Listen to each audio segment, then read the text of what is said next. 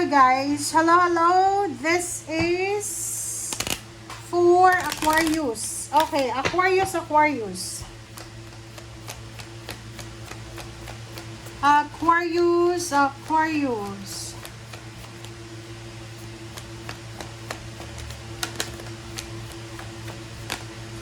Okay, Aquarius, there's a death card. Bad health, death card. And number 27, unexpected income. So, sinasabi ng pera sa'yo dito, Aquarius, na kung may mga, like for example, may mga sakit sa family.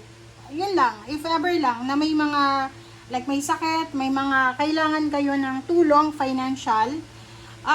Sinasabi ng pera sa'yo na may mga tao na posibleng tutulong sa inyo.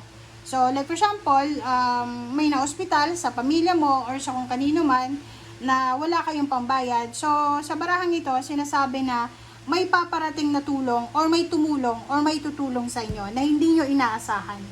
Alright? Okay.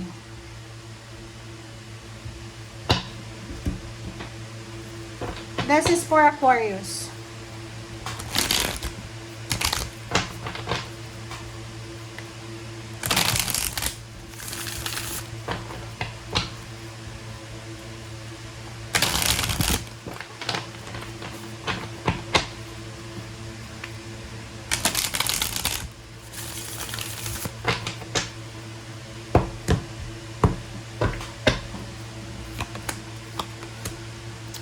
Okay, so, Ten of Swords and Knight of Wands. So, sinasabi ng bara sa'yo dito na exciting na ending ito, Aquarius. There's a inspirational achievements, accomplishment, endings, and new beginnings na pwedeng dumating sa'yo.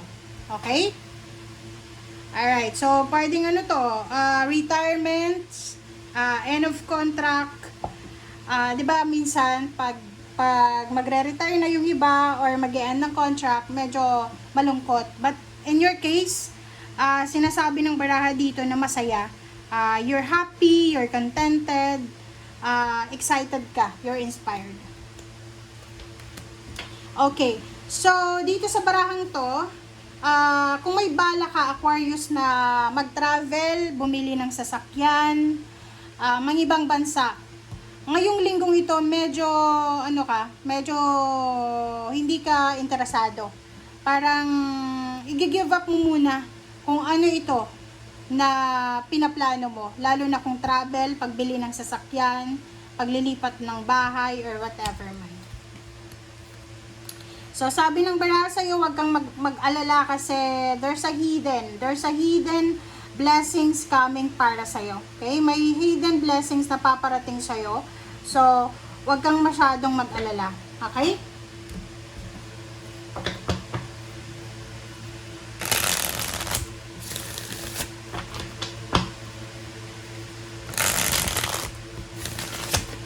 Oh, lala.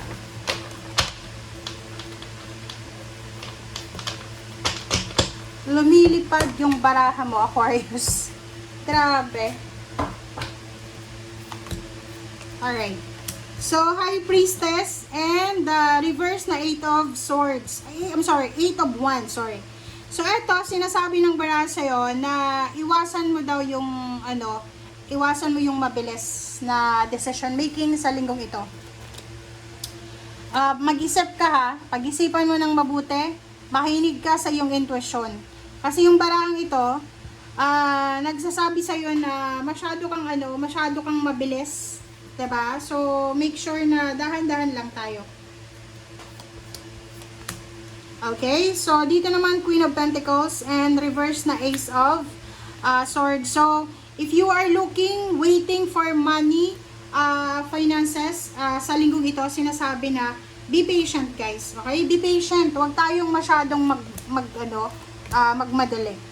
Okay? So, dito din, sinasabi ng barahan na if ever lang na gusto mong magnegosyo, pwedeng gusto mong mag-launch ng negosyo sa linggong ito. Okay? Gusto mong i-launch yung business. Ang sabi ng barahan sa'yo dito, magdahan-dahan ka sa pagdedesisyon. Etong mga baraha mong nauna, 1, 2, 3, 4, 5, 6 cards. This is decision making eh, 'di ba? Ang sabi dito, make sure na dahan-dahan lang. Okay? Wag yung mabilis, wag yung aggressive yung approach mo. Okay? Strength card and the Empress. Strength card and the Empress. So, sinasabi ng baraha sa'yo dito na maraming opportunities and possibilities na ibibigay sa yung universe na makapagsimula ulit. So, new love life, new health routine, maging aggressive sa pangangarap, parang ganon. Kung dati ay hinayaan mo na lang yung pangarap mo, ngayon ay magiging aggressive ka ulit. Okay, so the Empress, yung iba sa inyo dyan, kung babae kayo, super healthy, super fertile ka na magbuntis, super ready ka, strong and ready ka na magbuntis or magsimula ng pamilya. Reverse na 2 of Swords and 2 of Cups. So, nakikita ko sir dito sa love life or any emotions involved. Sinasabi ng baraha sa iyo dito na hindi pa sigurado. Okay? So, kung may mga relationship issues kayo, planong magpakasal, planong magnegosyo, hindi pa siya sure sa linggong ito. Okay.